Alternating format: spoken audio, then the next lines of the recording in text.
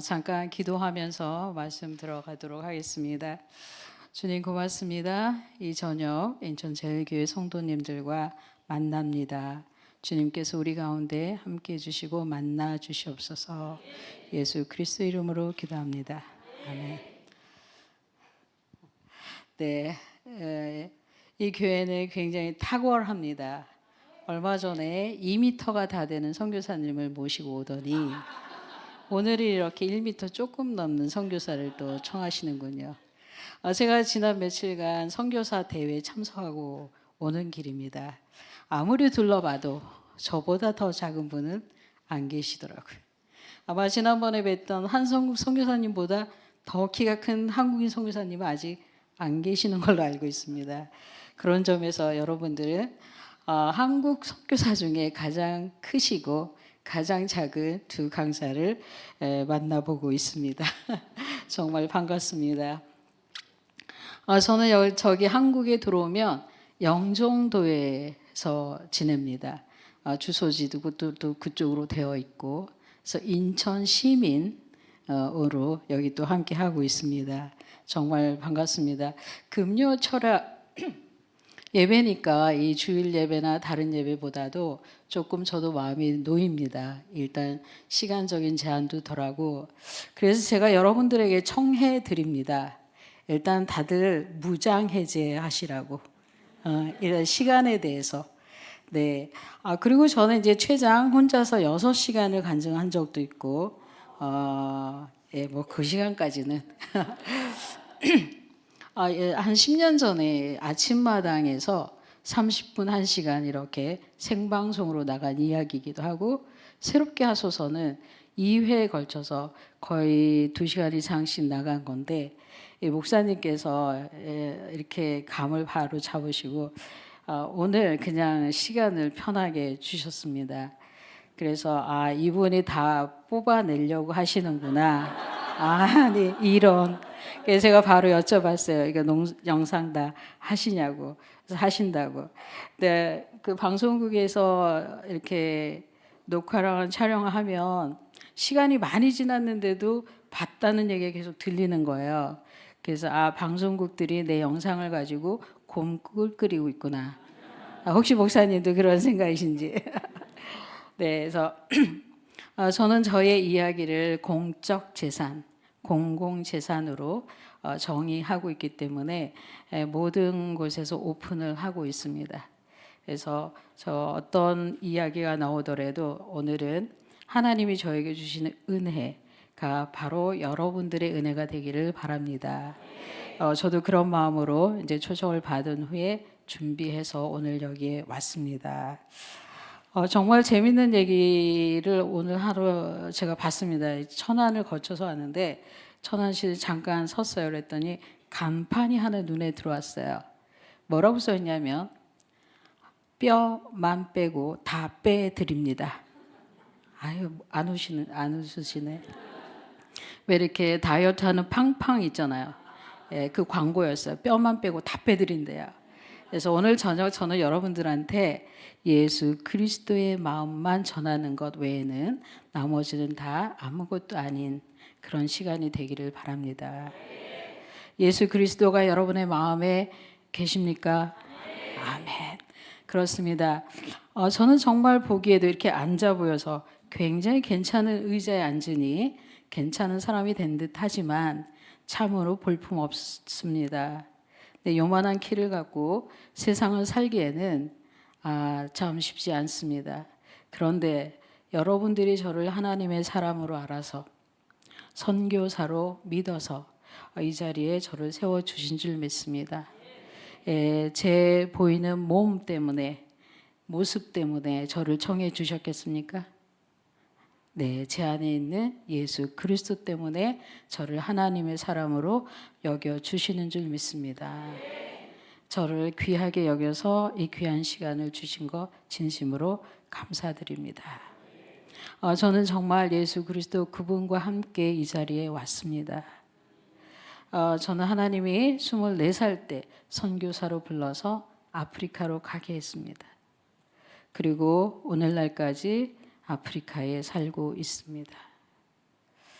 돌아보면 제가 살고 싶어서, 그렇게 하고 싶어서 애를 써서 노력을 해서 살아온 세월이 아닙니다. 하나님의 은혜로, 그분의 강권하심으로, 그분의 인도하심으로 여기에 이르렀고 아프리카에 살고 있습니다. 조금 전에 미얀마와 케냐를 위해서 기도해 주셨는데요. 맞아요. 저도 계속 보고 있으니까 케냐가 물난리가 나가지고 정말 어려운 상황이더라고요. 저도 같이 기도하면서 마음이 순식간에 케냐로, 아프리카로 날아갔습니다. 선교사님, 왜 그렇게 아프리카를 좋아하세요? 라는 질문을 받은 적이 있습니다.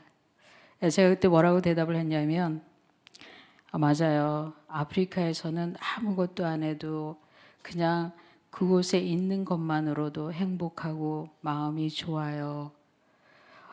다른 말로 하면 저는 제가 있어야 할 그 자리에 있어서 너무 좋습니다. 라고 말을 한 적이 있습니다. 하나님의 사람은 그 있어야 할 자리에 있을 때 빛이 납니다. 네, 저는 제가 지금 오늘 이 자리에 있어서 빛이 나는 것도 정말 감사한 일입니다.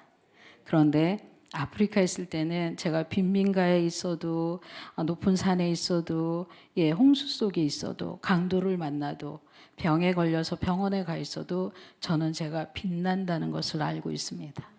제가 있어야만 할 자리에 있기 때문입니다.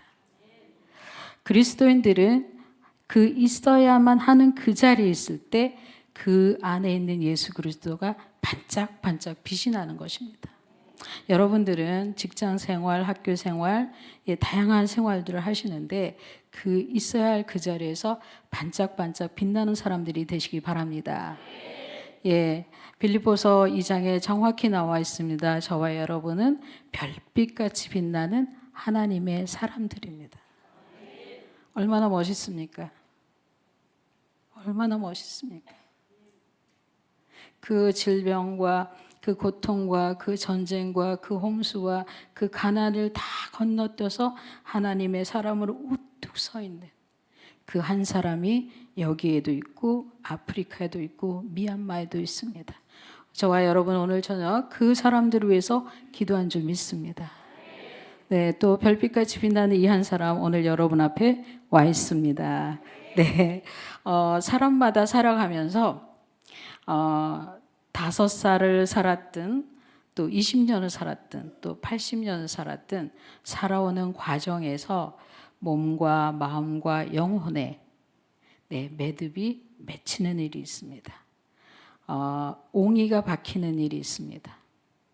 대나무의 마디처럼 뚝뚝 마디가 생기는 일들이 있습니다. 여러분은 살아오시면서 인생에서 그 매듭은 너무 커서 너무 질겨서 이거 풀어내기가 너무 힘들어.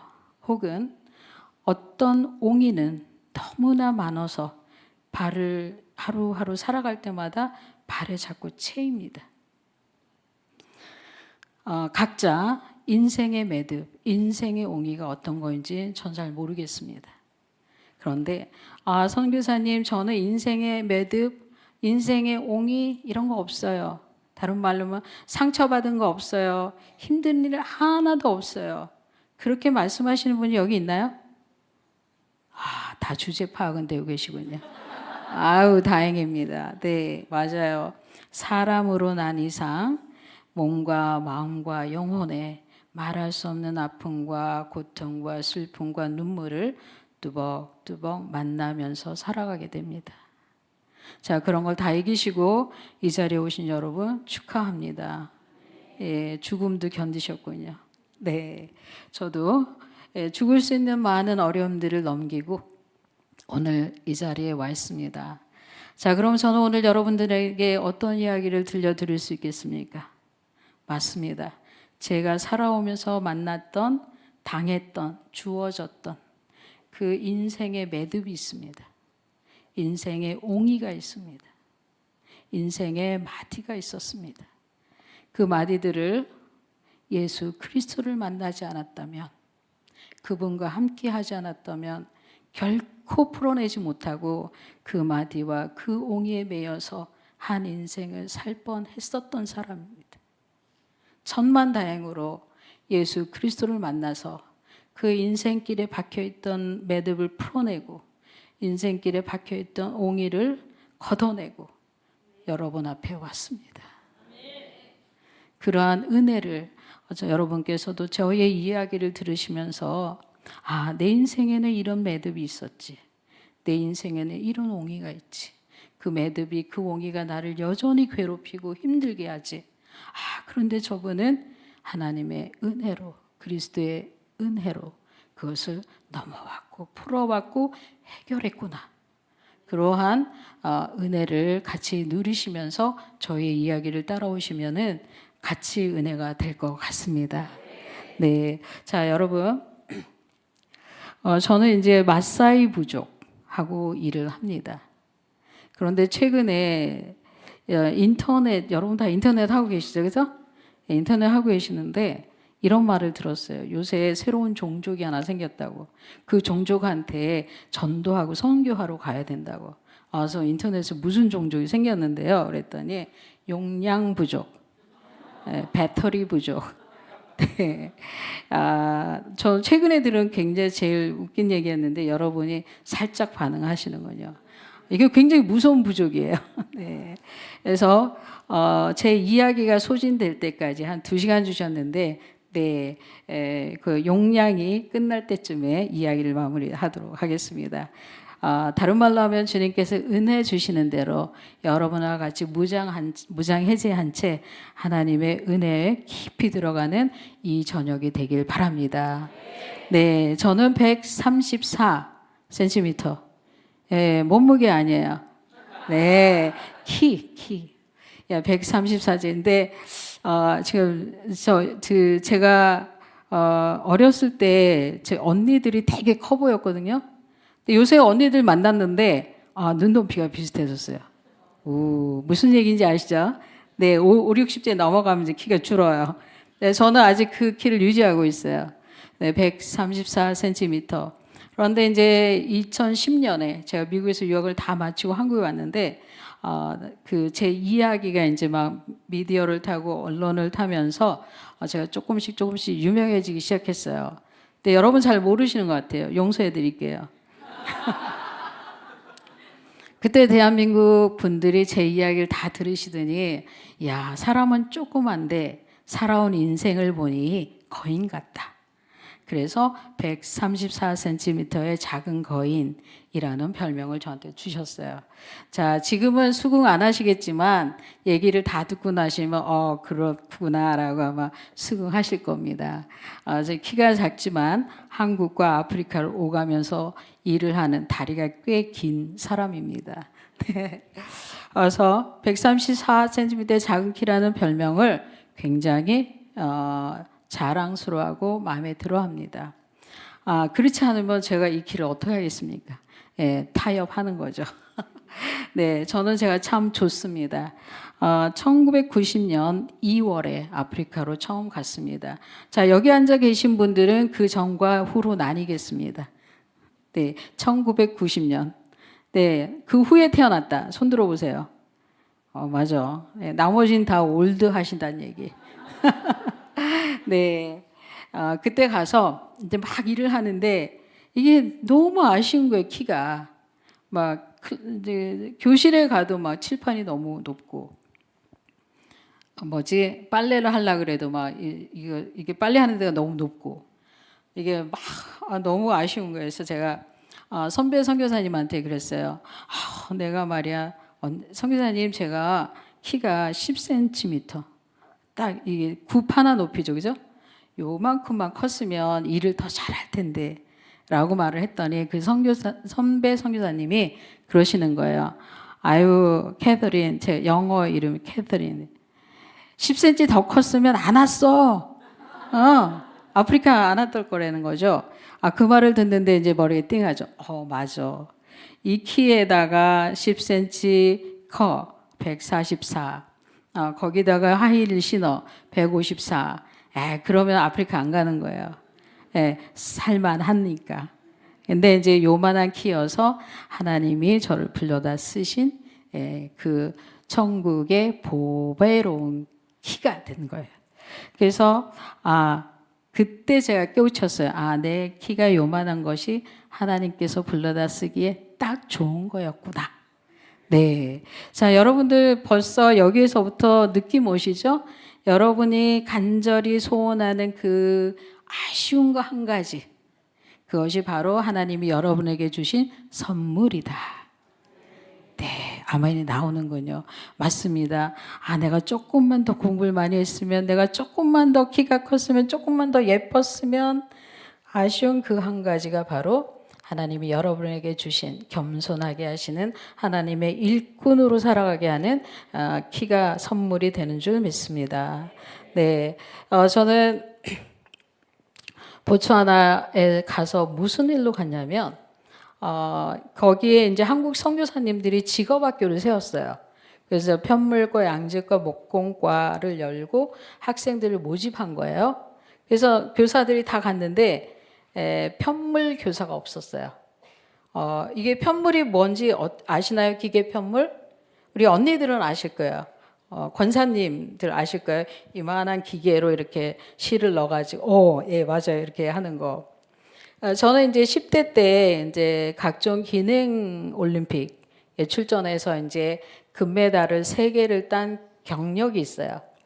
그래서 네, 맞아요. 그게 뭔지 아시는 거죠? 그때 전국 기능대회 때 제가 인천 대표로 나갔었어요.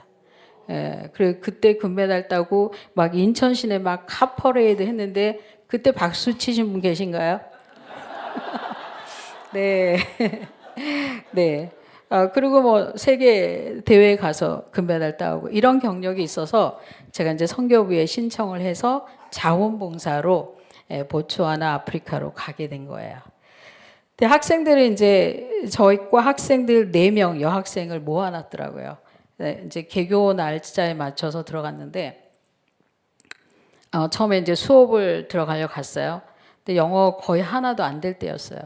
도착하자마자 수업에 들어갔어요.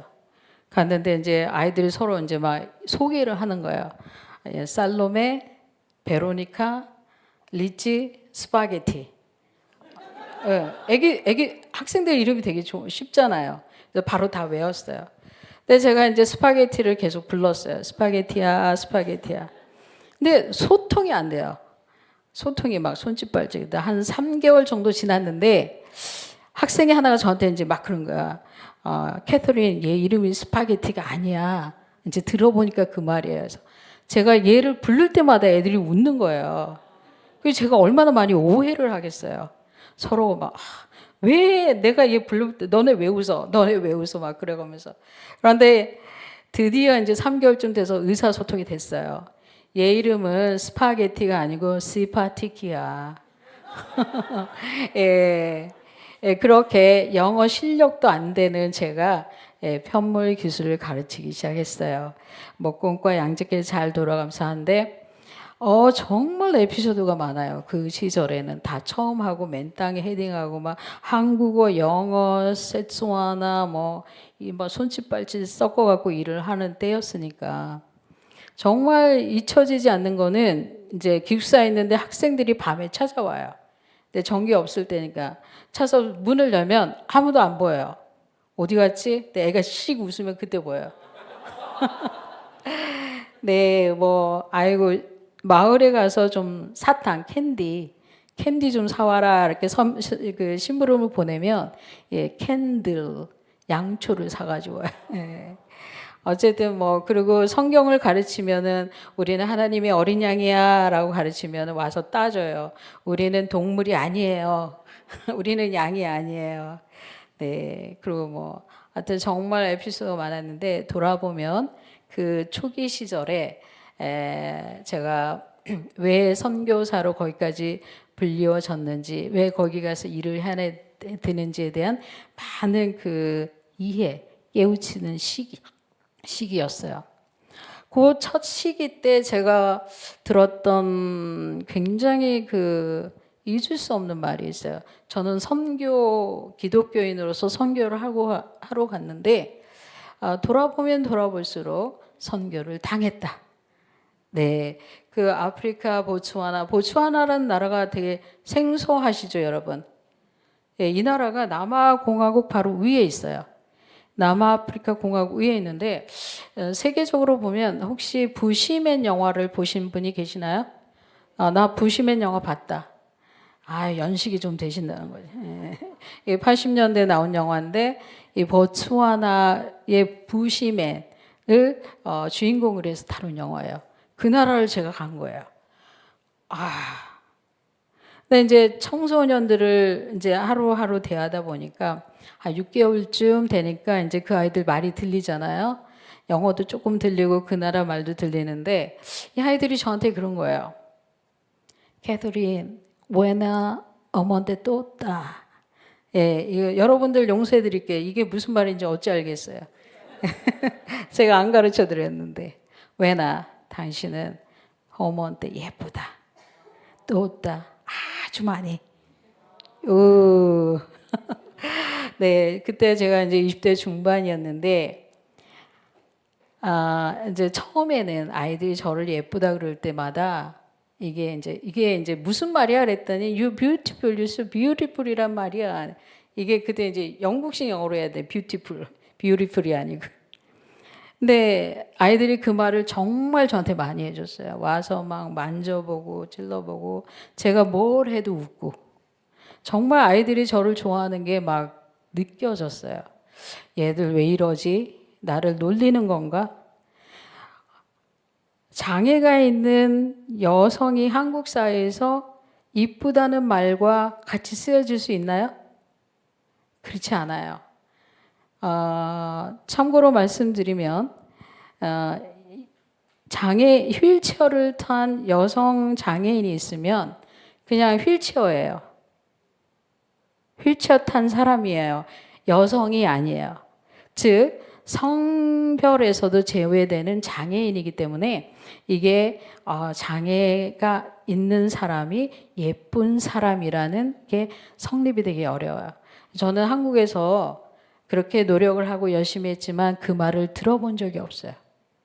들어본 적이 없는 그 말을 저 멀리 보츠와나의 사막에서 살던 아이들이 저한테 와서 예쁘다고 이렇게 계속 말을 해주는 거예요.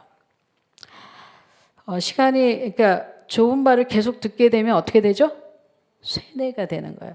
예. 정말 그렇게 제가 돼가는 거예요. 그래, 맞아. 생각해보니까 저는 여성인 거예요. 그때까지 제가 여성성을 인식을 못하고 있었어요. 김혜영이라는 사람 앞에 척추장애인, 장애인 김혜영. 맞아. 나 여성이지. 나 여자구나. 그때 그게 생겼어요. 아이들이 더 좋아지는 거예요. 그리고 그 말을 1년 동안 내리 들으면 어떻게 되죠? 정말 이쁜 사람이 되는 거예요. 네. 아이들이 저를 정말 진실하게 대해줬어요. 근데 왜 그런가? 다른 선교사님한테도 그렇게 하는지 제가 봤어요. 아니에요. 다른 선교사님들이란 말은 비장애인, 건강한 선교사님들을 말하는 거죠. 그분들한테는 그렇게 애들이 친절하지 않았어요. 말도 잘 안 듣고 항상 문제 일으키고 막. 그런데 제가 이제 뭐 하자 그러면 줄줄 따라오고, 야 우리 벽돌 날르러 가자 그러면 줄줄 따라오고.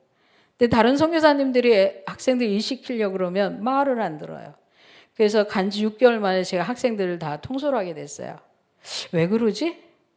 애들은 제 말을 되게 듣는 거예요. 왜 그러지? 왜 그러지? 네, 6개월, 7, 8개월쯤에 깨우쳤어요.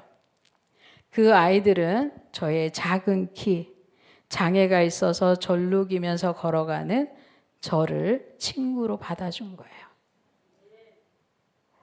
예수 그리스도께서 그 가장 낮은 곳으로 오셔서 그 험악한 삶을 사시고 십자가에 돌아가셨기 때문에 저와 여러분이 그분께 우리를 던지는 겁니다. 제가 10cm가 더 커서 장애가 없어서 곧은 등을 가지고 건강한 모습을 가지고 거기에 갔어요. 아마 1년 만에 도망왔을 거예요. 견디지 못하고. 그런데 그 아이들은 저의 장애를, 저의 연약한 모습을 보고 어머, 너는 우리 친구야. 자, 여기에는 제가 한국 사회에서 성장하면서 얼마나 많은 마음적, 심적 어려움을 겪었겠어요. 그렇죠? 늘 약자였고 연약한 사람이었고 사회적으로 인정받기 어려운 그런 처지의 장애인이었어요. 그런 거를 체험한 제가 아프리카에 가서 그 여학생들을 보고 그 학생들을 보고 너네 흑인이지? 너네 까만 사람이잖아. 라고 제가 대할 수 있나요? 그러지 않았어요. 제가 체험했던 그 장애인으로서의 아픈 마음들이 그 아이들을 제가 정당하게 대한 계기가 됐어요. 그리고 그것을 그 10대 청소년들은 귀신같이 알아챈 거예요. 이 사람은 우리를 흑인으로 대하지 않는구나. 이 사람은 우리를 까만 사람으로 대하지 않는구나. 무엇 때문에? 저의 장애 때문에. 자, 여러분들이 선교지로 가실 거예요. 조금 내가 잘났어. 나 괜찮아. 뭐가 있어. 그런 분들은 가실 생각을 아예 하지 마세요. 정확히 제가 말씀드려요. 나 좀 뭔가 좀 나사가 빠졌어. 나 뭔가 좀 부족해. 나 뭔가 좀 쓸모가 없는 것 같아. 그런 분들이 계시면 그냥 빨리 티켓팅 해가지고 아프리카 아무 데나 떨어지세요. You're so beautiful. You're so beautiful. 일단 하얀 피부 때문에 먹고 들어간다. 생머리 때문에 또 먹고 들어간다. 특히 아프리카권. 예. 사실 아프리카 여성들은 태어나면서부터 이 곱슬머리에 대한 열등감이 심해요. 그래서 돈 생기면 먹을 것도 안 사고 일단 가발부터 살 정도예요. 그리고 이제 까만 피부에 대한 이 자연적인 열등감이 있어요. 예. 그런데 그걸 제가 듬뿍 갖고 있잖아요. 예. 그래서 처음에는 이게 무슨 말인가 했지만 아이들은 진심이었고 단순히 제가 하얀 피부 때문에 생머리 때문에 이쁘다고 하는 게 아니라는 걸 알게 됐어요. 저의 태도였던 거예요. 그 아이들을 존중하고 그 아이들을 함부로 대하지 않는 태도에서 그들은 저를 친구로, 선생으로 받아준 거예요. 너무 고마운 말이에요. When I want to you're so beautiful. 그 서로 막 해보세요. 쑥스러워하지 마시고 옆에 막 You're so beautiful. 당신 너무 아름다워요. 목사님 해주는 사람이 아무도 없네. 아니 나는 그런 소리 세상 들어본 적이 없어. 그런 표정으로 우리 앉아 계시는데 You're so beautiful. You're so beautiful. 얼마나 귀한 사람이. 그 말이 저를 완전히 바꿔놨어요. 한 1년, 이제 1년 단기 선교로 가서 1년을 계약했는데 2년째가 오잖아요. 1학년이 2학년이 된 거예요. 올 수가 없어요. 선생이 없어서. 그래서 이제 2년째를 더 있게 되는데 아이들이 저한테 정말 잘했어요. 빨래 다 해다 주고 저 길 가다가 제가 힘들어하면 업어주고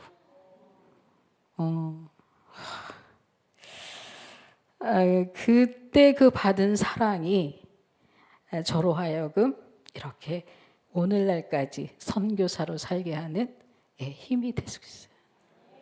우리는 선교지에 갈 때 하나님의 사랑을 전하러 가야지, 그들을 사랑하러 가야지라고 하잖아요.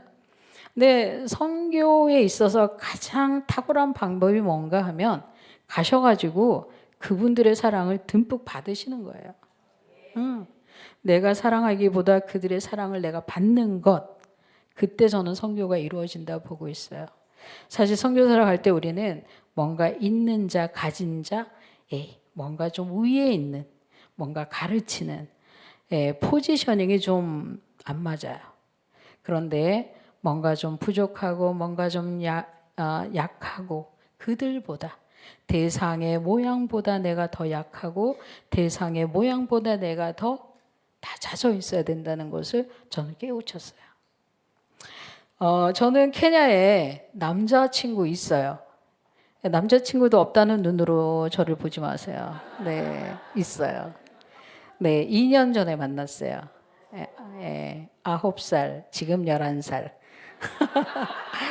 제가 이제 키가 요만하니까 그 아파트 단지 이사 갔는데 저만한 또래 남자애들이 왕창 달려오는 거예요. 자기들 친구가 왔다고. 막 인사하고 이제 막 친한 척하고 막 노는데 이제 한 며칠 얼마 지나서 이제 그 중에 몇 명은 이제 눈치챘어요. 아, 우리 친구가 아니구나. 근데 그 중에 한 애가 알펜이라는 애가 굉장히 오랫동안 저를 갖다가 자기 또래와 같은 남자아이로 알았어요. 여자아이가 아니고.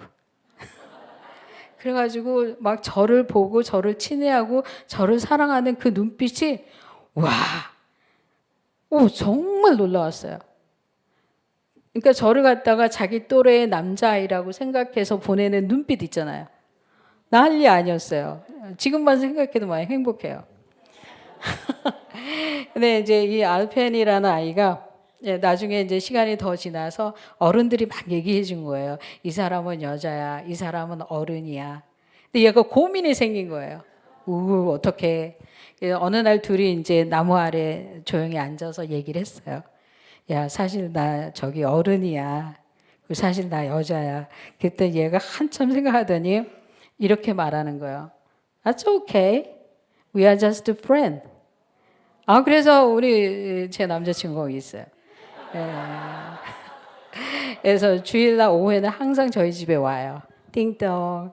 네, 이제 뭐 사탕 이런 거 이제 어디로 정기적으로 오고 있어요. 그 아파트 단지에는 소문이 났어요. 네, 제가 그 친구 알펜의 여자친구라고. 네, 다른 말로 하면 아프리카권에서 제 키는 먹힌다. 제가 나이로비 시내 이렇게 가다 보면 작업 걸어오는 남자 아이들 있어요. 예, 왜냐하면 동양인이잖아요. 키가 작잖아요. 그러니까는 10대나 20대쯤으로 저를 봐요. 예, 그래서 이제 기꺼이 작업 당해요. 자, 우리 여기 여성 제 자매님들, 나 인생 정말 재미없어. 제일교회는 재밌지만 나머지는 재미없어. 그러신 분들 계시면 그냥 케냐로 오시던가 아프리카 아무데나 이렇게 탁 찍은 다음에 내리시면 바로 그냥 20년 딱 20년 먹고 간다. 네, 와우. 그래서 저의 작은 키가 아프리카 어디 가든 그 사람들의 마음을 무장해제시키는 키가 되고 있습니다. 너무 재밌지 않아요? 예, 한국에 있으면 아이고 사람 대접도 못 받아요. 어디 가나 다 저보다 커가지고 막 난다긴다는 사람이 너무 많은데 거기 가면 어떻게 하든지 저하고 친해보려고 애쓰는 아이들이 있고 어떻게 하든지 저와 함께 일하려고 하는 아프리카 사람들이 있는 거예요. 참 재밌는 거 알았어요. 아프리카 사람들하고 일을 하면 두 마디를 하면 돼요. 하나는 나 보츠와나 14년 살았어. 끝. 게임 끝이라 그러죠. 특히 케냐에서 지금 13년째 있는데 케냐 사람들은 되게 노련해요. 외국인들을 어떻게 다룰 줄 알아요. 이게 무슨 말씀인지 아시겠죠? 네, 내륙으로 들어갈수록 좀 순진해요. 네, 케냐는 동아프리카에게 그 대장 노릇을 하는 나라다 보니까 사람들이 다른 말로 하면 좀 달고 다른 그런 느낌이 있어요. 그런데 나 보츠와나 14년 살다 왔어. 그래 너 아프리칸이네. 네, 그렇게 받아들여지고 또 하나는 제 관공서나 이런 다양한 곳에 사람들하고 일을 하면 이 사람들이 감으로 알아요. 너가 그 작은 키로 그 몸으로 아프리카까지 와서 사는데 너가 설마 우리를 등쳐먹겠니? 믿어주는 거예요. 와, 아프리카 사람들의 믿음을 받는 사람이에요.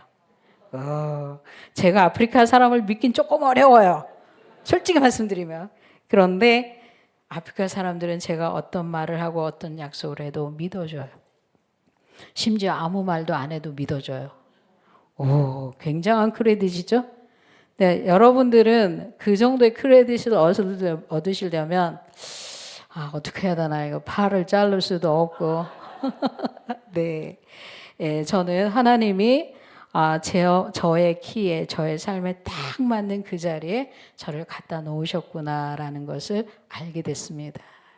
세상 눈으로 보면 세상 시각으로 보면 볼품없고 아이고 그 키가 뭐래 라고 말할 수 있지만 그 작은 키를 하나님께 드리고 선교 현장에 달려갔더니 가장 알맞는 자리에서 쓰고 계십니다.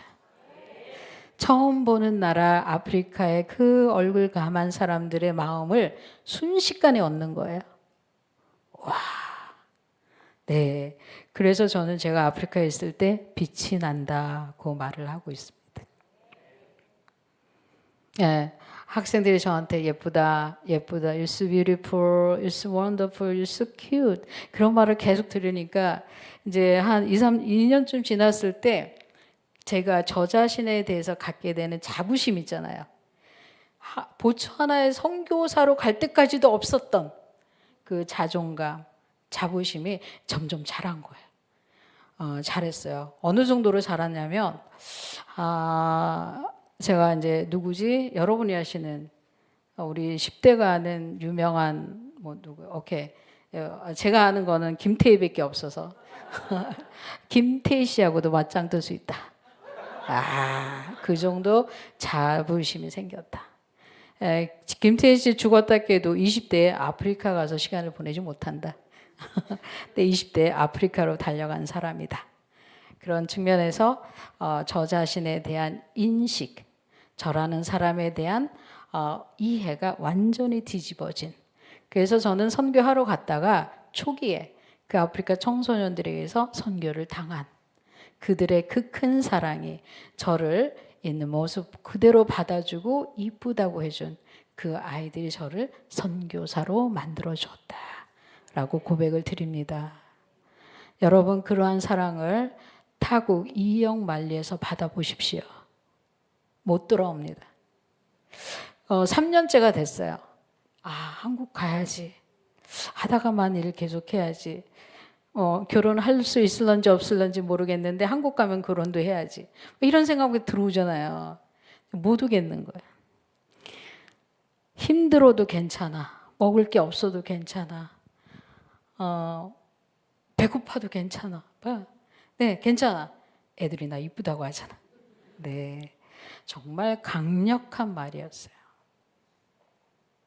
여러분들도 아마 저처럼 부지불식간에 우간다나 아프리카나 또 아시아 어느 곳에 가셔서 6개월, 1년 일하시다가 못 돌아오실 확률이 매우 높아요.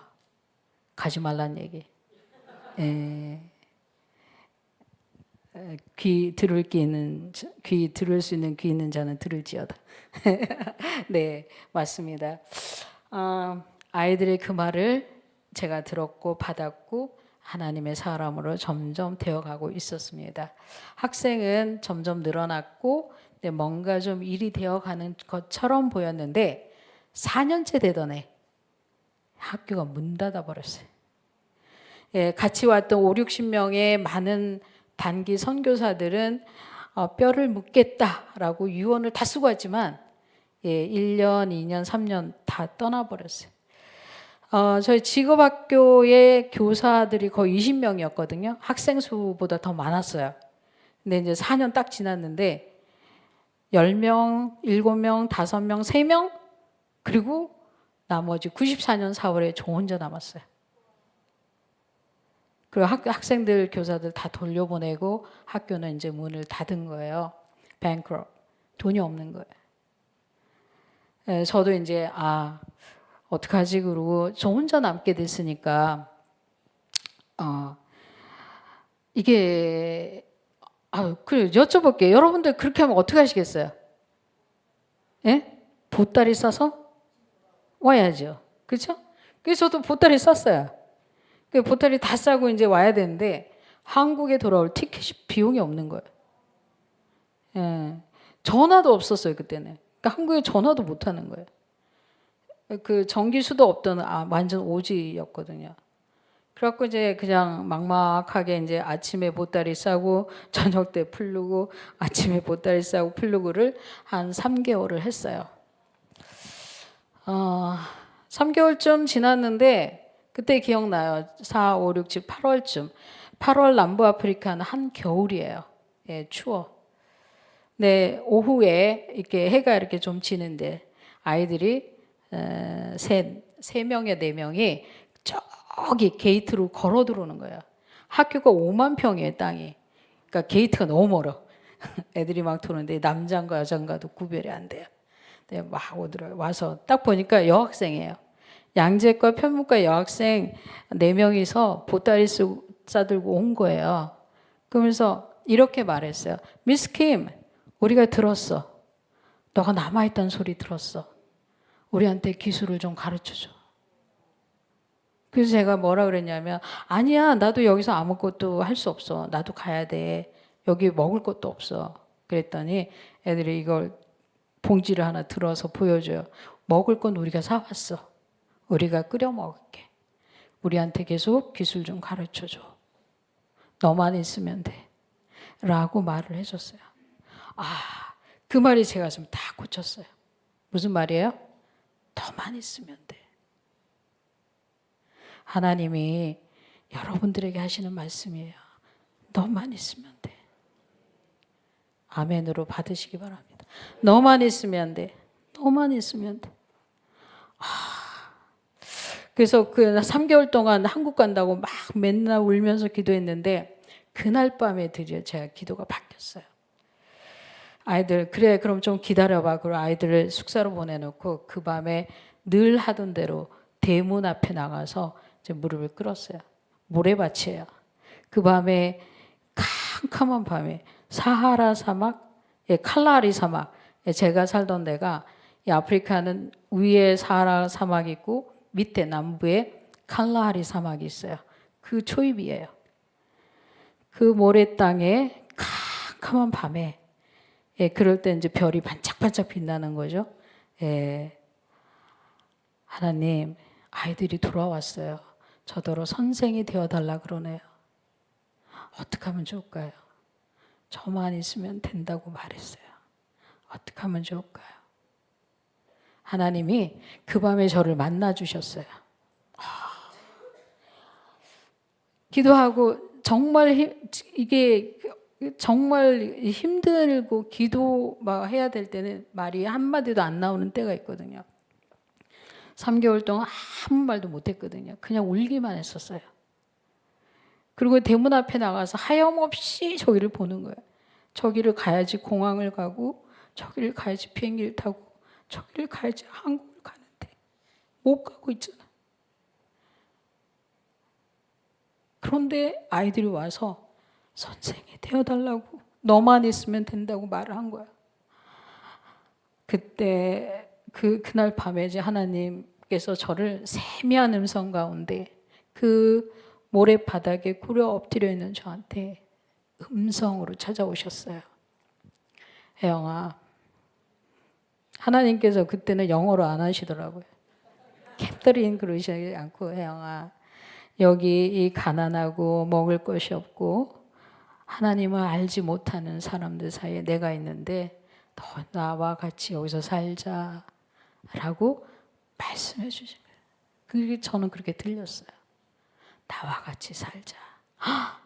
하나님, 여기 아무것도 없어요. 돈도 없어요. 사람도 없어요. 근데 하나님께서 혜영이 너가 여기서 학교를 많이 짓고 학생을 많이 가르치고 교회를 세우고 심지어 복음을 잘 전한다 할지라도 그것은 나와 상관이 없다. 너는 나와 같이 여기서 살자. 여러분이 하나님을 믿는 가장 강력한 것은 현재성이에요. 지금이에요. 지금 뭐 하는 거예요? 사는 거예요. 내일 사는 것도 아니고 어제 사는 것도 아니고 지금 오늘 여기 그분과 함께 사는 것, 그것이야말로 기독교 신앙에서 우리가 하나님을 믿는 신앙에서 가장 강력한 거예요. 그래서 그 말씀을 제가 듣고 곰곰이 생각했어요. 하나님이 일하자고도 안 하시네. 건축하자고도 안 하시고 심지어 복음 전하라고도 안 하시는 거예요. 뭐를? 살자. 여기 이 사막에서 나와 같이 동행하자. 그 청을 하신 거예요. 그래서 공공생활하니까 5, 60명이 왔던 청년들, 전도사님들, 간호사들 다 떠났어요. 가장 볼품없는 제가 남은 거예요. 전 그때 대학도 안 나왔어요. 전 초등학교 졸업하고 중고등 과정을 검정고시로 마친 게 다예요. 교육이 일천한 사람이었어요. 그런 저한테 하나님이 오셔가지고 얘야 나와 같이 살자라고 청해 주셨어요. 지금 생각하면 저는 그때 그날 그 밤에 그것을 저의 선교적 사명으로 제가 받아버렸어요. 하나님 아버지 맞아요. 제가 힘이 있어서 건강해서 일을 하는 것도 아니고 교육을 많이 받아서 학교를 운영하는 것도 아닙니다. 그렇다면 하나님께서 살자 하시니 그거는 제가 할 수 있겠습니다. 근데 어떻게 살자잖아요. 그렇죠? 일하면서 사는 게 아니었어요. 그 사막에서도 하나님을 기뻐하는 거예요. 그 사막에서도 하나님을 감사하는 거예요. 그 사막에서도 하나님을 감격하는 거예요. 감격하고 감동하고 감사하는 삶. 제가 선교조 사명으로 그렇게 살기로 그 밤 작정을 했어요. 다행이다. 아침이 온다. 저 책을 5권 쓴 이레베도 작가예요. 네, 그 5권 중에 책 한 권의 제목이 다행이다. 아침이 온다. 입니다. 사 보시던가 마시던가. 주지는 않겠습니다. 아침이 왔어요. 이제 사실은 어젯밤까지, 어제 저녁까지 막 한국 간다고 막 울고 있던 애가 갑자기 아침에 이제 생각이 싹 바뀐 거예요. 그래? 사실 지난 3개월 동안 제 방에다가 없을 무자 한문으로 제가 딱 써놓고 있었거든요. 아무도 없잖아요. 그날 아침에 막 가가지고 없을 무자 딱 써놨어요. 그 있을 유자 써붙였어요. 네, 그래가지고 그렇지. 그럼 내가 있잖아. 그렇죠. 그래서 이제 남아있는 힘을 모아서 학교를 다시 오픈을 하고 자체 교장 부임했어요. 자, 한국에서 초등학교, 국민학교 졸업한 사람이 아프리카에 가서 직업학교 교장 일을 한 거예요. 여러분 안 믿으시네. 네. 엄청난 선교적 위기였지만 저한테는 엄청난 기회가 된 거예요. 나중에 보니까 이런 그림이 그려지더라고요. 그때 당시 하늘에 계신 아버지와 예수님과 성령께서 아마 거기를 내려다보시지 않았을까. 야, 내가 5, 60명이나 보내놨는데 캐더린, 김혜영제 조금만에 하나 남았어. 아휴, 안 되겠다. 이제 빨리 짐 싸서 보내버리고 있는 사람 좀 불러다 쓰자. 이거는 이제 기업에서 쓰는 논리죠. 근데 하나님께서 성부, 성자, 성령께서 내려다보시고 야, 내가 5, 60명 청년들 보내놨더니 이런 저런 이유로 다 떠나고 저 조그만 애가 하나 남았네. 꺼져가는 등불도 끄지 않으시는 그 하나님께서 저한테 찾아오신 거예요. 혜영아, 나와 같이 살자. 오늘 여러분 이 밤에 그 음성을 들으시기 바랍니다. 여러분 주님과 살고 계십니까? 예수 그리스도가 여러분 마음의 좌정에서 주인으로 동행하고 계십니까? 그거 아니라면 아무것도 아닌 거예요. 절에 가도 돼요. 모스크에 가도 돼요. 종교적 행사를 하기 위해서 우리가 예수를 믿는 게 아니라는 거였어요. 하나님 너무 감사한 그 청이었어요. 자, 여러분 이런 청을 함부로 받으시면 안 돼요. 저처럼 한 30년 붙잡혀 있는 거예요. 나머지 인생도 계속 붙잡혀 있게 되는 거죠. 네, 혜영아 여기서 나와 같이 살자. 저는 그때 1994년 8월 그때를 제가 진짜 하나님이 저를 선교사로 불러주신 것이라고 믿고 있습니다. 목걸이 있죠. 반지에 위에 다이아몬드 올라가죠. 목걸이 안에 보석 올라가죠. 저는 제 인생에서 가장 빛나는 반지 위에 보석 같은 그 시간을 찾으라 한다면 바로 그때예요. 하나님이 모두가 떠난 자리, 홀로 남겨진 그 자리, 볼품없고 아무것도 기대할 게 없는 저라는 사람한테 오셔서 하늘나라 일을 맡기시고 청한 거예요. 하늘나라 일은 뭐였어요? 나와 동행하자. 여기서 나와 살자. 여러분 일하시려고 교회 오셨으면 딴 데 가서 하셔도 돼요. 예배하러 온 거예요. 그것은 일이 아닌 거죠. 주님과 동행하는 것, 그분과 함께 인생을 같이 살아내는 것, 그것을 하나님께서는 저와 여러분에게 원하신 줄 믿습니다. 여러분 이 밤에 그 음성 정확히 들으시기 바랍니다. 나와 함께 살자. 어디서? 지금 여기. 네, 여러분이 지금 여기서 선교사적 삶을, 그분과 동행하는 삶을 살지 않은 상태에서 우간다 가고 남아공 가고 저기 미얀마 가도 될까요? 집안 청소 안 하는 사람이 남아공 갔다고 갑자기 청소하나요? 아니라는 거예요. 집안 청소를 하루하루 잘하는 사람은 남아공 가도 하고 북극에 가도 하는 거예요. 화성에 가도 아마 청소할 거예요. 네, 맞습니다. 저는 그리스도인의 가장 강력한 부르심의 그 소명은 예수 그리스도 그분과 동행하는 것으로 정의하고 있습니다. 여러분이 앞으로 선교사로 간 사람들만 위해서 기도하시는데 여러분 한 사람 한 사람 선교사입니다. 여러분 한 사람 한 사람 그 일상을 하루에서 선교사로 살아야 합니다. 예, 그분과 동행하는 힘이 없으면 종교인이죠. 네. 살아있는 예수 그리스도를 살아내는 것, 이것이 저는 선교사라고 봅니다. 그리고 저와 여러분은 모두 선교사로 부르심을 받았다고 믿습니다. 네. 4년은 그 직업학교의 교사로 일을 했고 이제 자체 교장으로 부임을 했습니다. 네, 학교를 운영하기 시작했는데요. 먼저 학교를 운영하던 사람이 왜 지쳐나갔는지 알았어요. 한국에서 정규가족을 다 받았기 때문에 그래요. 아이러니한 거예요. 근데 저는 한국에서 중고등학교 과정, 대학을 안 다녔기 때문에 학교라는 개념이 없었어요. 그러다 보니까 그 나라 문교부가 시키는 대로 하면 되는 거예요. 상공부가 하자는 대로 하면 되는 거예요.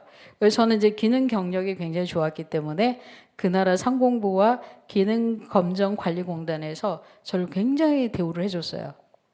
한국에서는 표도 안 나는 거예요, 그게. 금메달 10개 따도 그냥 장애인이에요. 근데 거기서는 엄청난 거예요. 제가 한국에서는 그때 당시 이제 one of them, 그 많은 기술자들 중에 한 명이었어요. 막 해서 금메달 따도 또 나와요. 실력 있는 사람 계속 나온단 말이에요. 여러분 다 경쟁 속에서 지금 서브라이브에서 여기까지 오신 거 아니에요? 예? 간신히 살아남으신 거죠. 그런데 버츠와나 갔더니 only one이. 저밖에 없는 거예요. 그 모르시겠어요? 그런 기분? 10년 지났는데도 저밖에 없는 거예요. 그 분야에. 예, 그래가지고 그 나라 문교부, 상공부, 기능감정관리공단 거기 다 있어요. 거기 굉장히 대우조를 받고 이랬어요. 그래서 이제 예를 들어서 이제 문교부 장관님이 우리 동네 오신다. 제가 전화하면은 저희 학교 오세요. 예, 그리고 막 일하다가 추장님 전화하면 추장님 막 오세요. 네, 보츠와나에서는 이렇게 추장님하고 장관들하고 뽀대나게 일할 수 있었다. 거기에 딱 맞는 노래가 있었어요. 내가 제일 잘 나가. 직접 보지 않으셔서 믿지 못하겠다는 표정으로 저기 앉아 계시는데 믿어주세요. 네, 학생들을 잘 가르치고 실기, 이론 다 해가지고 기능시험 다 치게 했어요. 저는 그걸 잘 익힌 사람이니까. 기능시험 제도 상급 만들고 2급 만들고 1급 만들고 막 그 섬유 자문 이런 거 하라 그러면 정부가 저를 불러요. 가는 거죠. 네. 돌아보면 정말 고마운 시절이에요.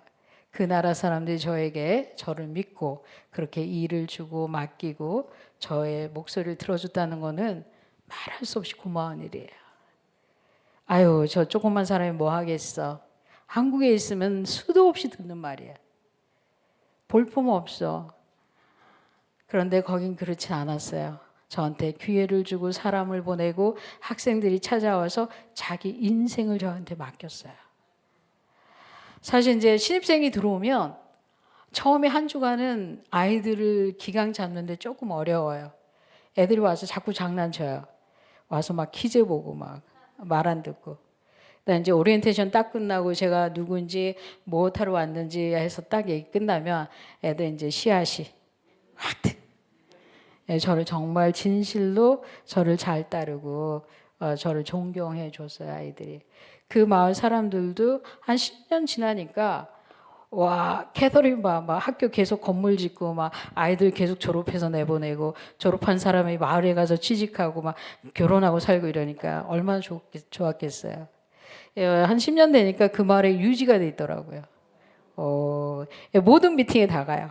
가면 항상 가운데 앉혀놓는데 그게 제일 힘들었어요. 왜냐하면 저는 이제 자꾸 몸을 움직이는 사람인데 가운데 막 앉아 있으니까. 어쨌든 그 제 경력과 제 처지에도 불구하고 그 나라 사람들의 사랑과 존경을 받는 그런 일을 할 수 있게 돼서 정말 고마운 시절이었어요. 저희 여러분이 각자 가진 재능이 있을 거예요. 그 재능을 이 세상에다 자꾸 던져서 나 좀 알아줘, 나 좀 써줘, 나 좀 사용해줘, 내 가치 좀 알아줘. 만약에 제가 그랬다 그러면 오늘날의 김영송 교사는 나오지 않는 거예요. 근데 저는 그때 제가 하나님께 드릴 수 있었던 가장 작은 것 하나, 저한테는 제일 큰 거예요. 기술이라는 것은 사실 인생의 어떤 직업 밑바탕이 되잖아요. 그거를 제가 잘 익혔는데 10년 차에 제가 아프리카로 간 거예요. 제 기술로 인해서 얻을 수 있는 월급, 직업 이런 모든 걸 다 던져서 하나님께 제가 던져버린 거예요. 네. 그래서 만 14년 처음 갔던 나라에서 그 자리에서 제가 일을 하게 돼요. 2003년, 2012년 보츠와나를 떠난 지 10년 지나서 2012년도에 그때 당시 행안부에 전화가 왔어요. 김 선생님 저기 국민들이 추천해줘서 훈장을 주게 되는데 후보로 등록이 됐는데 저희가 공적 조사를 해도 될까요? 그런 거에서 네, 무슨 일인데요? 그랬더니 김현 선생님이 보츠와나 14년 동안 무보수로 자원봉사로 그 직업교육을 한 공로가 인정이 됐는데 일단은 추천이 많이 들어와서 저희가 조사를 좀 하려고 그럽니다. 근데 조사한다고 다 상 받는 거 아니에요? 네, 그 해에 470명 후보가 올라갔어요. 네, 매년 그 정도 올라가요. 이거는 이제 국민이 추천하는 거예요. 정부에다가. 근데 얼마 있다 다시 또 연락이 왔어요. 김현 선생님이 국민훈장 목련장을 받게 됐습니다. 네, 그 일로. 네, 박수가 안 나오는. 네. 자, 그러면 제가 그 직업학교를 갈 때, 자원봉사자로 갈 때, 그 모두가 떠난 자리를 다시 이렇게 세워서 10년을 더 일한 그 14년 세월을 하는 동안 제가 대한민국 정부니 훈장 줄 거를 기대하고 이랬나요? 말도 안 돼요. 보츠와나 정부도 안 주는 훈장을 한국 정부가 왜 주겠어요? 그런 생각이 하나도 없었어요. 뭐였어요? 그 있는 그 자리에서 하루하루를 성실하게 살아낸 거예요. 그랬는데 시간 많이 지나서 대한민국이 알아주셨어요. 그래서 저는 지금도 생각하면 그 보츠와나에서 그 14년 세월을 누가 이렇게 물어봤어요. 아이고 어떻게 그 14년을 살으셨어요? 그래서 제가 그래요. 나도 왜 그렇게 살았지? 그렇구나. 이 세 마디 때문에 내가 살았구나. 하나는 학생들이 해준 그 아름다운 말. You're so beautiful. 생각해 보세요. 어디 가든 그 반짝반짝한 눈으로 막 예쁘다 그러고 막 따라오고 쓰다듬어주고 그런 경험이 없어요? 해보세요. 와, 네, 그 말이 나를 살려냈어요. 그 말 때문에. 그런데 사람이 해준 말은 유효 기간이 있어요. 특정 시간이 지나면 그 약효가 떨어져요. 그럴 때쯤 하나님께 그 아이들이 찾아와서 너만 있으면 돼. 사실 그때 그랬거든요. 이 나라 사람들이 가라 그럴 때 가야지. 근데 이제 학교가 다 문 닫아 버렸으니까 저는 학교 이제 오면 되는 거잖아요. 그런데 그 아이들이 와서 캐서린 너만 있으면 돼. 그 말을 저를 살려냈어요. 그리고 또 한마디 하나님께서 얘야 나와 같이 살자 라는 그 세 마디가 그 아프리카 보츠와나 14년을 살아내게 했어요. 제일 어려웠던 일이 뭐냐라고 질문을 받은 적이 있어요. 뭐지? 그거였어요. 얼마 전에 알았어요. 저도 이거구나라고. 이제 남자분들은 거의 군대를 다녀오시죠. 네? 네? 다녀오시죠. 예, 군대 입대했는데 제대 날짜를 안 가르쳐줘. 그 느낌 아시죠? 예, 보천을 가서 살긴 사는데 이게 언제 끝날지 모르겠는 거예요. 그 세월을 견디는 게 제일 어려웠던 것 같아요. 그래서 이게 언제 끝날지 모르는 삶이니 그냥 오늘을 살자. 오늘, 지금, 여기. 네. 그게 14년이 화살같이 쭉 지났어요. 14년 동안에 저희 남동생 2명이 왔어요. 그 직업학교에 같이 일을 했어요. 그 남동생 2명 중에 1명이 거의 단기 선교 왔던 자매하고 결혼했어요. 전도사님하고. 그래서 이제 아이들도 태어나고 이제 드디어 대학을 졸업한 사람이 학교 온 거예요. 그래서 학교를 맡겨놓고 저는 나를 공부시켜야겠다. 그 직업학교를 10년 운영하는 동안 정말 매일 등에서 뭐가 지나가요. 서늘함이. 교육을 전혀 받지 않은 상태에서 다른 나라 청소년들을 책임진다는 무게가 너무 컸어요. 하루하루가 누군가가 와서 절벽에서 자꾸 저를 미는 거예요. 그런 꿈 많이 꿨어요. 그런데 드디어 이제 저를 교육시킬 기회가 온 거예요. 그래서 이제 동생 부부한테 직업학교를 맡겨놓고 저는 이제 2003년 말에 미국으로 유학을 갔어요. 유학을 이제 미국으로 간 지 딱 2달 됐을 때 보츠와나에서 전화가 왔어요. 근데 감이 좋지 않았어요. 아니나 달랄까 저희 올케, 그러니까 남동생의 부인 한 전도사님이 미니버스 12인승을 운전하다가 이게 운전 미숙이었어요. 이게 차가 이제 180도 뒤집어지면서 1살 조카가 그 자리에서 죽고 4살 조카가 이제 살아남았고 올케는 이제 콤마에 들어간 거예요. 그래서 이제 정말 그때 정말 놀랐어요, 제가. 저는 보츠와나 살 때 지금도 습관이 있어요. 방을 나오면 항상 집 청소를 하는 습관이 있어요.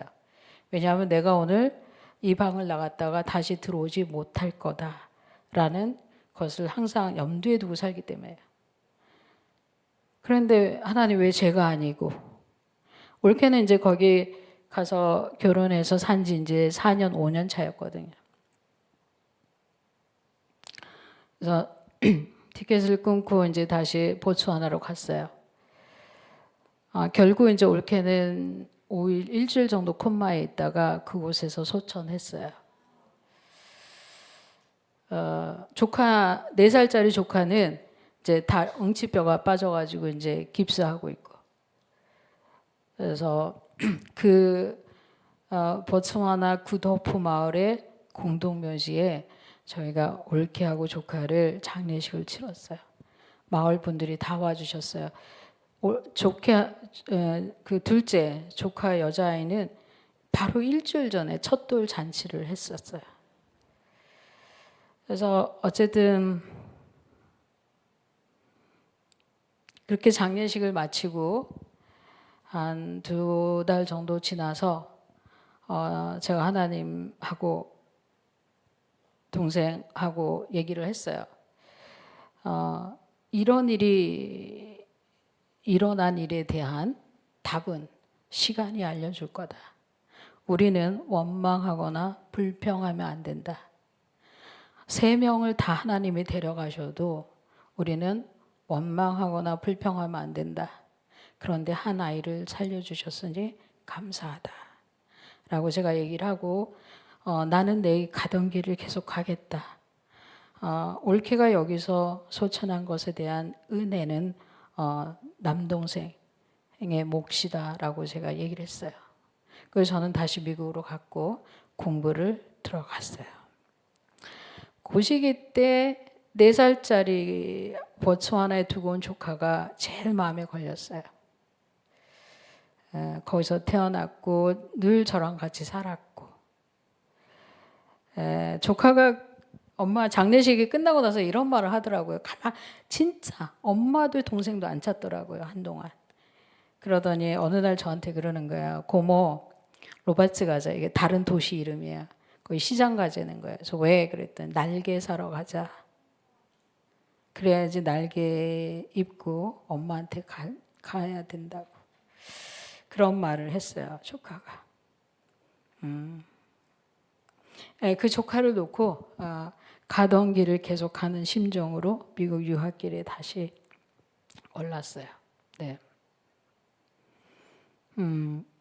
보츠와나에서 제가 있을 때는 일어나지 않았던 그 일이 추후에 일어났는데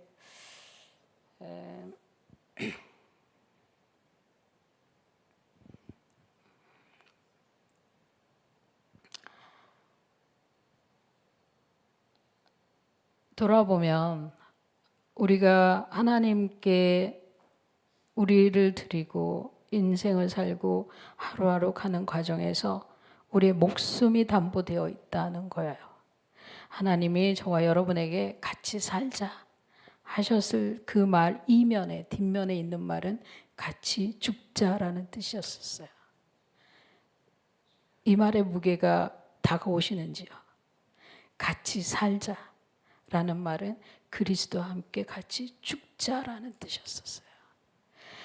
그래서 조카와 올케를 보츠와나에 묻고 오면서 그 말의 무게를 깨우쳤어요. 같이 주님과 동행하는 일은 행복과 기쁨과 성공과 멋있는 일만 있는 게 아니라는 거예요. 주님과 동행하는 일에는 죽음까지도 불사해야 되는 강력한 힘이 있는 거예요. 하나님 선교사로서 살아가게 해주세요. 가서 일하게 해주세요. 그 뒤에는 뭐죠? 선교사로 가서 죽게 해주세요가 같이 따라가는 거였어요. 여러분이 앞으로 선교사로 이제 이곳에서도 사시지만 그 어떤 나라에서 타문화권의 다른 영혼들에 대한 사랑이 있어서 가실 때는 내가 그분과 함께 살러 가지만 그분과 함께 죽으러도 간다. 그런 각오까지 하시기를 바랍니다. 네, 그런 무게였던 거예요. 네, 제가 이제 미국 유학 가서 미국에 딱 도착하면서 제일 먼저 했던 일은 뭐였냐면, 뭐 다리도 안 길어서 뭐 꿇을 무릎도 없지만 일단 하나님한테 딱 무릎 꿇고 하나님 너무 고맙습니다. 살려주셔서 고맙습니다. 아프리카에서 죽을 수 있는 경험을 많이 했잖아요. 교통사고에, 권총강도에, 말라리아에. 아이고 제일 힘들었던 건 배고픈 거였어요. 돌아보면. 어쨌든 그 험악한 일을 그 사막에서 죽지 않고 살아남아서 이렇게 미국까지 오게 해주신 것에 대해서 정말 감사했어요. 그리고 미국으로 공부하러 갈 때가 제가 만 38살이었어요. 예. 그리고 영어 공부 제대로 한 적이 없어요. 그런데 어쨌든 토플도 본 적이 없어요. 돈도 없어요. 그런데 어떤 믿음이 있었냐면 제 안에 예수 그리스도가 품어져 있는 거예요. 보츠와나로 들어갈 때는 제 마음에 예수 그리스도 그분이 안 계셨어요. 누가 계셨어요? 그거 전지전능한 하나님이 계셨어요. 그런데 14년 살고 쭉 나와 보니까 제 마음에 빌립보서 2장 5절에 그 예수님이 쭉 들어와 계셨어요.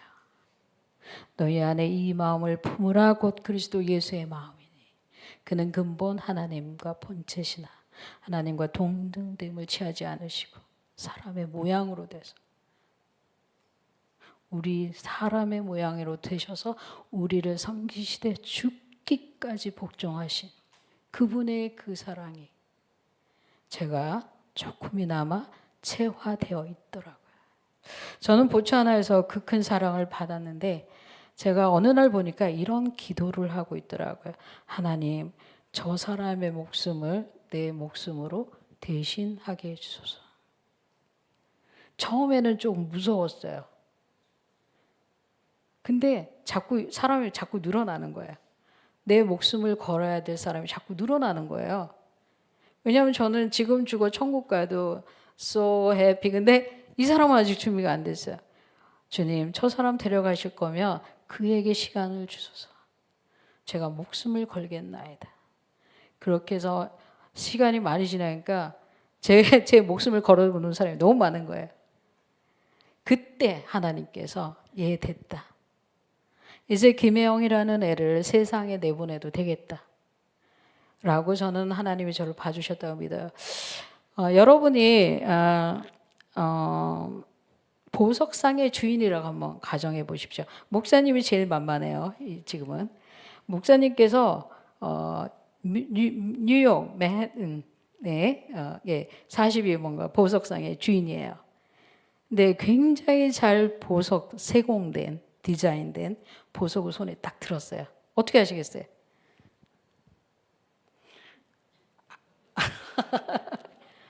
어떻게 하시겠어요? 와. 아직 보석상의 주인의 마음이 아니셔. 자, 잘 세공된, 잘 디자인된 보석이 손에 딱 들어온 보석상의 주인은 이 생각을 하게 돼 있어요. 갖다 팔아야지. 아직 주인이 아니신 거예요. 주인은 와이프한테 주는. 네. 감사합니다. 네, 맞아요. 갖다 팔아야지. 하나님이 저를 갖다가 한국에서는 많은 일들도 연단하셨지만 보츠와나에서는 하나님의 사람으로 되어가는 연단을 하신 거예요.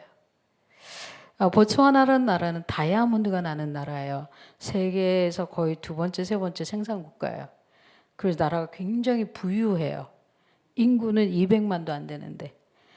그런데 그 다이아몬드 원석을 딱 보면, 그쵸?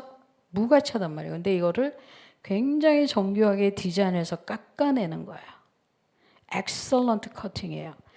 다이아몬드 중에 엑셀런트 컷은 이 빛이 딱 가가지고 표면에서 받아서 다시 튀어서 나오는 것을 엑셀런트 컷이라고 한다고 그러더라고요.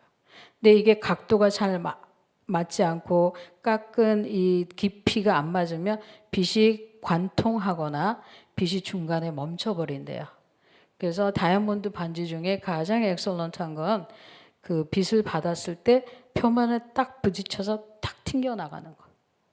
저는 제가 보츠와나 14년을 마치고 났을 때에 저는 딱 그 정도였어요. 누가 보시기에? 하나님이 보시기에. 김혜영이라는 얘를 이제 세상에 어디다 갖다 내도 하나님의 이름으로 살겠구나 믿어주신 거예요. 그래서 하나님이 저를 세상에 내다 파셨는데 보니까 저를 미국에다 내다 파셨어요. 네. 미국에 가서 7년 동안 있었어요. 그리고 맨해튼, 제가 예전에 이제 맨해튼이라 그랬더니 선교사님 그렇게 발음하지 마세요. 맨해튼이라고. 맨해튼. 네. 대학이 그 맨해튼의 그 아래쪽 다운타운에 있었어요. 거기서 4년을 학부 공부했어요. 지금부터 이제 제 자랑 들어가요. 여태까지 했는데 또 하는군요. 네, 4.0 만점에 3.82 우수 학생으로 졸업했어요. 정말 그 4년 공부만 했어요. 저는 중학교, 고등학교를 1년 만에 검정고시를 했단 말이에요. 기초가 굉장히 부족한데 미국 대학 교육이 저한테는 되게 잘 맞았나 봐요. 우수 학생으로 졸업하고 그 다음에 이제 대학원은 업타운에 있는 맨해튼의 업타운에 있는 콜롬비아 대학원에 지원을 했고 합격을 했어요. 그리고 1년 만에 석사를 마쳤어요. 거기 어딘지 아시는 이 반응이세요. 어떤 분들은 제가 거기 관광하고 온 줄 아세요. 졸업하고 왔어요. 그래서 학부하고 이제 석사하고 이 전공이 같아가지고 네, 바로 1년 만에 마쳤어요. 미국에 있는 동안 굉장히 제가 생각했을 때 일어난 두 가지 기적이에요. 하나는 콜롬비아 대학원을 제가 졸업한 거예요. 여러분은 어떠실지 모르겠지만 그거 별거 아닌데 라는 표정으로 앉아 계시지 마시고 네, 제가 생각해도 너무 감격이었어요. 14살 때 저는 가출을 했거든요. 그 후에 1년 한의원에서 가사 도우미를 했고 그 다음에 공장에서 10대를 다 보냈고 그 다음에 20대 무역회사 일하다가 20대 중반에 아프리카에서 14년 살았거든요. 그랬던 제가 콜롬비아 대학원에 앉아 있는 거예요. 학비가 없어가지고 이제 졸업을 못할 위기였어요. 그때는 제가 졸업 못해도 괜찮아. 나 콜롬비아 다녔잖아. 그 정도로 긍정적으로 접근했어요. 예. 근데 졸업을 앞둔 즈음에 제 인생을 쭉 둘러볼 수 있었어요. 이게 어떤 감독이 써도 이만한 드라마를 쓰기 어렵다라는 생각이 들었어요. 또 왜냐하면 저는 한국에서 태어났는데 첫째 딸로 태어났어요. 근데 첫째 딸을 되게 싫어하셨어요, 저 할아버지가. 그러니까는 태어난 지 3일 만에 친척들이 막 놀러 왔는데 저 축하하러 왔는데 막 할아버지가 역정을 낸 거예요. 이놈의 쓸데없는 지집에 태어났는데 왜 돈을 쓰고 그래? 그러고 막 화를 내시니까 옆에 있던 저희 아버지가 술 조금 드셨던 저를 이제 집어 던졌어요. 던져가지고 애기가 푹 떨어졌는데 이 척추가 잘못 자리 잡았어요. 척추 변형이에요. 그래서 저는 이제 건강하게 아기가 태어났지만 장애가 발생하게 된 거예요. 근데 이제 집안에 혹은 어떤 일이든 불행한 일이 생기면 불행한 친구를 자꾸 찾아와요. 데리고 와요. 7살 때 저희 어머니가 또 나가서 머리를 다쳐요. 머리 다치면서 정신 이상 상태가 돼요.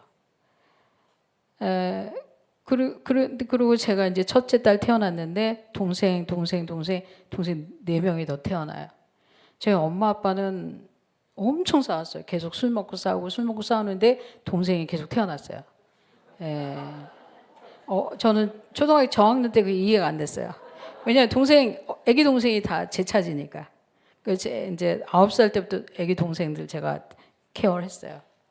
막 기저귀 갈고 밥 해주고 빨래하고. 왜냐하면 저희 어머니가 그걸 못했어요. 저희 어머니는 그때 일상을 어떻게 보냈냐면 방에 이렇게 와서 구석을 보고 계속 중얼중얼 욕을 하시는 거예요. 저주. 당신 인생에 닥친 그 불행이 있잖아요. 그런 것들을 막 저주하고 막 그러다가 이제 생각나면 저 한 대 때리고 그러다 또 막 하다가 또 생각나면 또 저한테 때리고 그래서 초등학교를 간신히 졸업했어요. 엄마하고 집에 같이 있을 수가 없어요. 엄마가 맨날 저 때리고 막 저주하고 해서 그때 제가 엄마한테 정말 많이 들었던 말이 이놈의 기집애 잘못 태어났어. 너 때문이야. 나가서 죽어버려. 정말 많이 들었어요. 근데 애기 동생들 때문에 막 어떻게 버텼는데 초등학교 졸업하고 한 달 만에 저희 아버지가 극단적 선택을 하시면서 세상을 떠나셨어요. 저는 이제 그걸 다 봤죠. 그리고 나서 저희 어머니가 이제 다 이게 너 때문이야 그래가지고 저를 이제 쫓아내셨어요. 그래서 저는 이제 엄마하고 같이 있으면 늘 막 때리고 폭행하고 그러니까 같이 있을 수가 없어갖고 나왔어요. 그리고 나서 이제 오갈 데가 없어져가지고 이제 아시는 분이 한의원 집에 이제 가사 도우미로 넣어줬어요. 그때가 이제 만 14살. 그래서 가사 도우미로 막 일을 하는데 애가 너무 작으니까 일을 못 시키겠더래요. 근데 할아버지 할머니가 정말 잘해주셨어요. 그리고 거기서 이제 한의원 집이니까 약방에서 잠을 잤거든요. 한 분이 밤마다 저를 괴롭히는 거예요.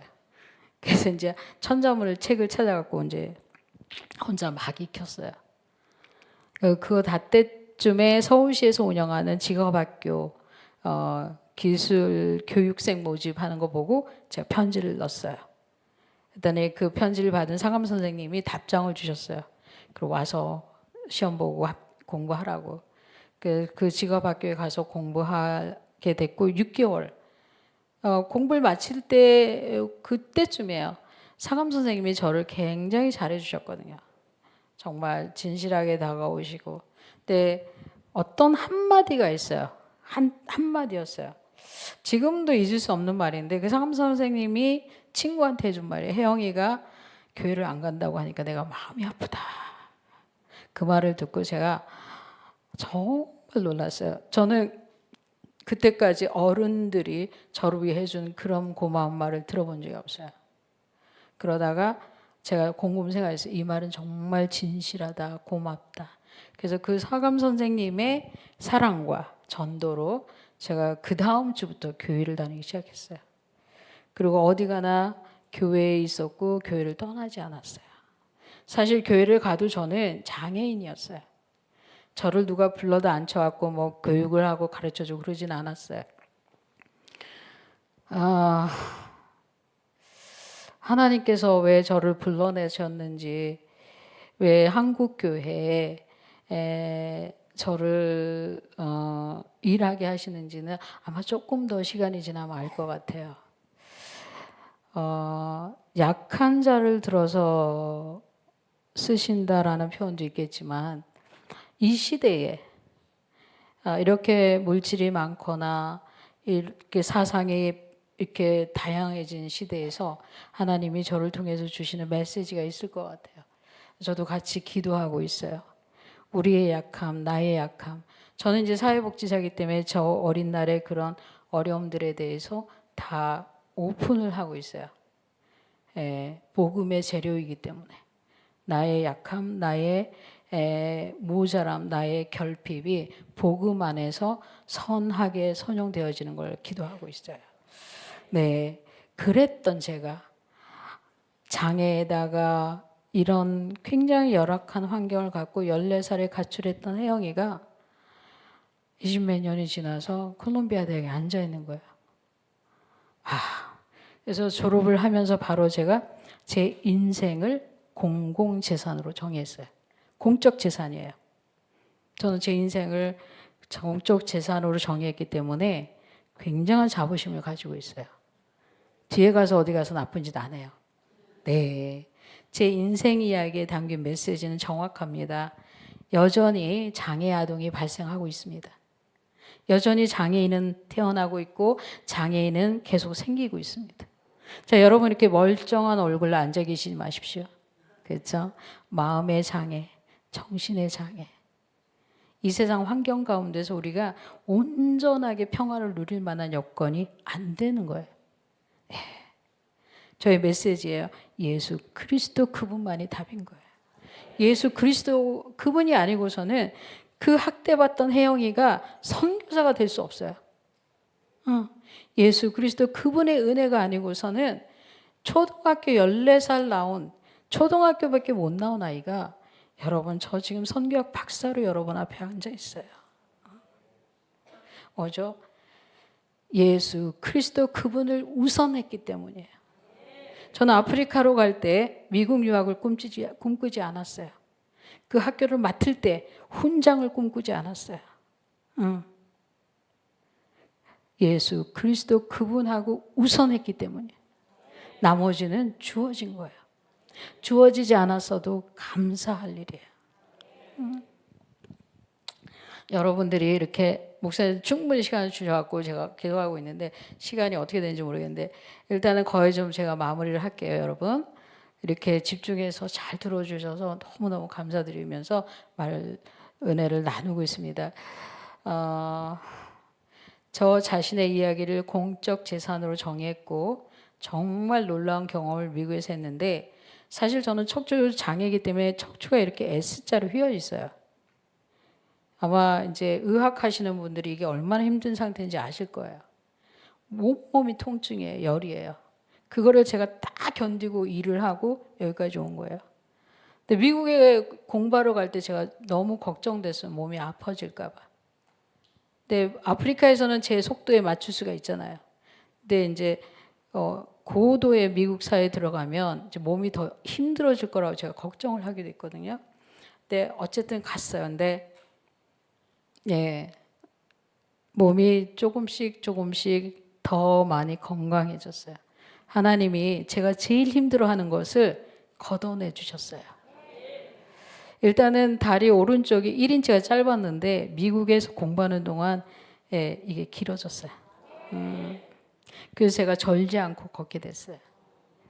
그리고 저는 이제 서서 이렇게 강의하거나 이러면 몸이 계속 통증이 오기 때문에 대개는 20-30분 안에 훅 얘기하고 가버려요. 성도들이 충격 먹어요. 근데 제가 힘드니까. 그리고 여행하는 거 되게 힘들어했어요. 이게 어떻게도 몸이 아프니까. 그런데 지금 제가 통증 없이 살고 있어요. 이게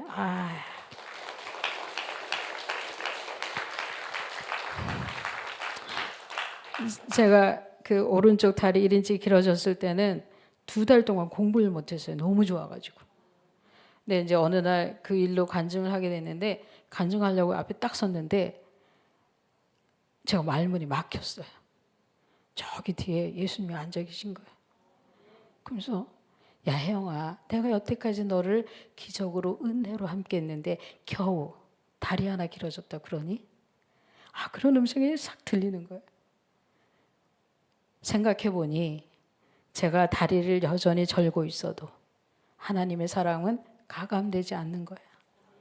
그래서 그때 말도 못하고 계속 울었어요. 하나님의 사랑이 너무 극진한 거예요. 그때 알았어요. 왜 하나님이 내가 이렇게 허리 아파하는 거, 다리 아파하는 걸 고쳐주셨지? 라고 생각하니까 하나님이 나를 믿어주시는구나. 혜영이 제 명문대학을 보내도 아픈 거 없애도 다리 길이 맞춰놔도 쟤는 여전히 하나님의 길을 갈 거야 라고 믿어주신 거예요. 자, 여러분, 자, 우리 여기 청소년들이 부모님을 사랑하죠? 사랑해요? 되게 시원찮은 대답이 이러네. 부모님 사랑합니다. 크게 외쳐보세요, 빨리. 자, 우리 다 들었습니다. 그런데 이 형제들의 이 사랑의 크기가 부모의 사랑을 뛰어넘을 수 없다. 우리의 믿음이 아무리 커도, 우리의 사랑이 아무리 커도 하나님이 우리에 대한 사랑을 뛰어넘을 수가 없다. 제가 하나님을 믿는 게 아니라 하나님이 저를 믿어주신 거예요. 그런 믿음을 체험하시기 바랍니다. 이게 얼마나 강력한 거예요. 내가 사랑한다, 내가 믿는다는 것은 너무나 빈약해요. 너무나 빈약한데 하나님이 딱 한 번 하시는 거예요. 얘야, 내가 너를 믿는다. 다 해. 너가 원하는 거 다 해. 내가 너 믿으니까. 이만큼 강력한 게 어디 있어요. 그래서 하나님이 저를 믿어준 사건이 언젠가 봤어요. 한 장면이 있더라고요. 1990년 2월 16일 이 몸으로 전루기는 키로, 이 작은 키로 아프리카를 간다고 비행기를 탈 때 그 장면이었어요.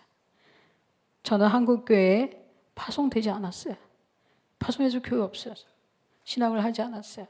대학도 안 나왔어요. 장애인 여자였어요. 그런데 제가 가는 그 뒷길에 하나님 보고 계셨어요. 찍으신 거예요. 네, 평생 너가 원하는 대로 다 해. 그 장면이었어요. 네. 하나님께서 혜영아, 보츠와나 가서 14년 짱박혀 있어라. 그럼 내가 너 미쿵 유학 보내줄게. 약속이나 하시지. 약속도 안 하시고. 무슨 말이냐면 하나님이 저와 여러분을 다듬으실 때는 그날 지금 여기에 있는 거예요. 10년 후 26에 있는 게 아니에요. 자, 우리 청년들 대표로 여기 앉아 계시는데 하나님 믿으시죠? 아멘. 그렇죠? 80년 믿어보세요. 지금 아니에요. 장구한 거야. 예. 그래서 만약에 제가 14살에 인생을 포기했다면, 아프리카 가면서 맥을 놨다면, 저는 예수 그리스도를 믿은 그때로부터 그분과 함께 동행하는 거에 우선한 거예요. 제가 얼마나 많은 질시와 무시의 눈길을 받았겠어요. 그럴 때마다 결코 상처받지 않았어요. 왜? 하나님의 사람이니까. 그분이 내 안에 계시니까. 김태희하고도 맞짱 뜨는. 네. 그때 교통사고에서 살아남은 진수 조카. 지금 케냐에서 저하고 같이 있어요. 케냐 대학을 다니고 있고 지금 이제 여기 한국에 와서 사역하고 있어요. 저희 이제 동역자가 됐어요. 예. 본의 아니게 이제 고모 엄마 일을 하고 있어요. 그래서 선교 사역에서 가장 명확한 것은 사람이다. 제가 보츠와나에서 올케도 잃고 또 조카도 잃었지만 또 한 명의 하나님의 사람을 제가 잘 건져낸 것 같아요. 지금은 이제 조카를 교육시키는 일에 더 집중하고 있어요.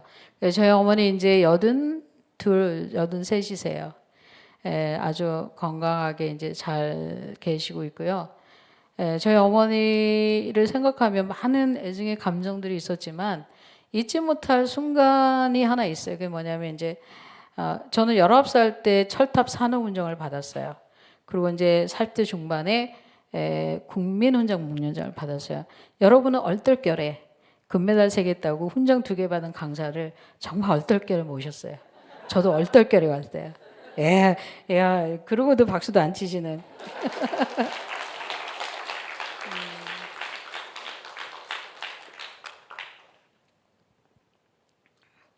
네. 그 두 번째 훈장 받으러 갈 때 청와대에서 누구 한 분 모시고 오세요. 그래서 어머니 모시고 왔어요. 근데 저희 어머니 안 간다고 하시면서 몸은 나오시는. 네. 그날 기억나는 게 식사 이제 훈장 다 받고 식사를 하는데 이게 중식 코스 요리가 나왔어요. 그러니까 저희 어머니가 자꾸 저한테 넘기는 거예요. 두 쪽 나오면 한쪽 넘기고. 그럼 안 되잖아요. 그래서 엄마 계속 나올 거야. 그러니까 엄마는 엄마 먹고 내 거 먹게. 그 말을 하고 있는데 어머니가 이쪽에 계셨는데 제가 어머니 이렇게 봤어요. 그때 40대 중반이었는데 이제 미국에서 사회복지 막 공부까지 다 하고 이제 딸이 됐잖아요.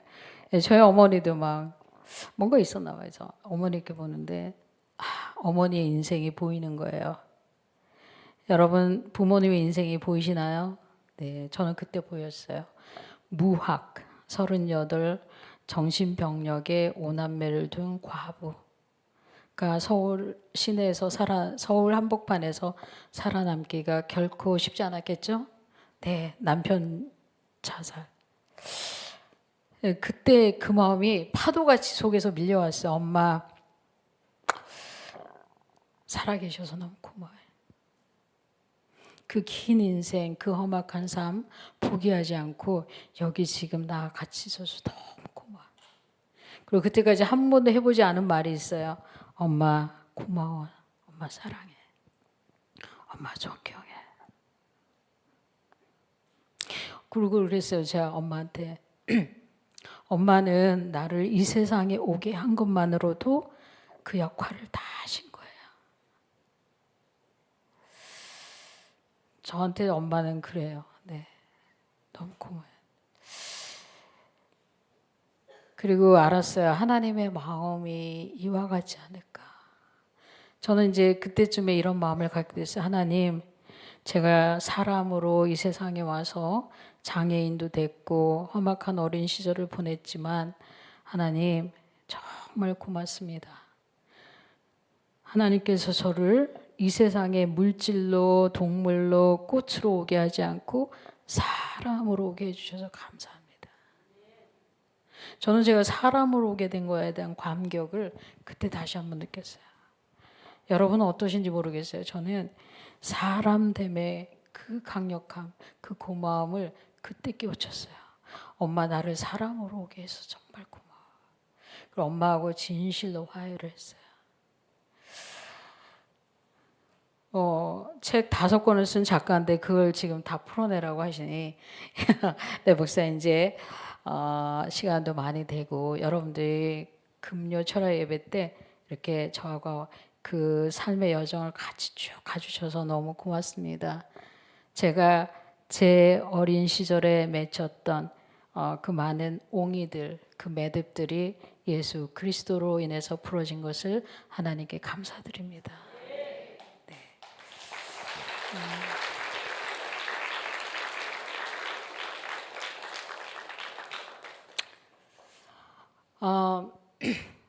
많은 분들이 물어요. 아직 미혼이냐고. 네, 아직 미혼이에요. 네. 그런데 한 15년 전에 미국에서 공부하면서 사람 남자친구를 만났어요. 네, 그리고 같이 이제 케냐에서 동역하고 있어요. 네, 콜롬비아 동문이고, 네, 놀랍게도 저보다 5살 연하예요. 네, 계속 케냐에서 일을 하기로 했어요. 네, 이 친구가 저한테 그러더라고요. 제 얘기를 다 들어보더니 이제 심리 상담사인데, 아니 태어나자마자 엎어놨더니 장애가 생기게 했더니 거기서 살아남고, 예, 뭐 집에서 쫓아냈더니 한문 배우고, 또 저기 뭐지 기술 공장에 보내놨더니 금메달 따고, 아프리카로 보내버렸더니 직업학교 교장하고, 미국으로 쫓아냈더니 명문대학원 나오고, 도대체 이런 인생이 어딨냐고. 네, 맞습니다. 자, 하나님께서 한 사람을 사용하시는데 그 한 사람의 마음을 보십니다. 너희가 전심으로 찾고 찾으면 너희가 하나님을 보리라. 저는 이게 뭐라 그러지? 그 보초한 아프리카에서 만난 그 하나님, 여전히 제 안에 계신 하나님이요. 자, 칼라리 사막이 얼마나 넓겠습니까? 사막 가보신 분 있나요? 가보셨다고 다 가정하십시오. 그 막막한데 내가 여기 있어. 그 내가 내 마음에 하나님 예수님을 품고 있어. 그분께 기도하고 아뢰는 거예요. 세월은 지나가고 세상은 지나가고 사람들은 지나가고 다 흔적도 없이 쓰러져 가는데 내가 그날 그때 하나님을 전심으로 찾고 찾은 그것을 누가 기억하는가? 하나님이 기억해 주세요.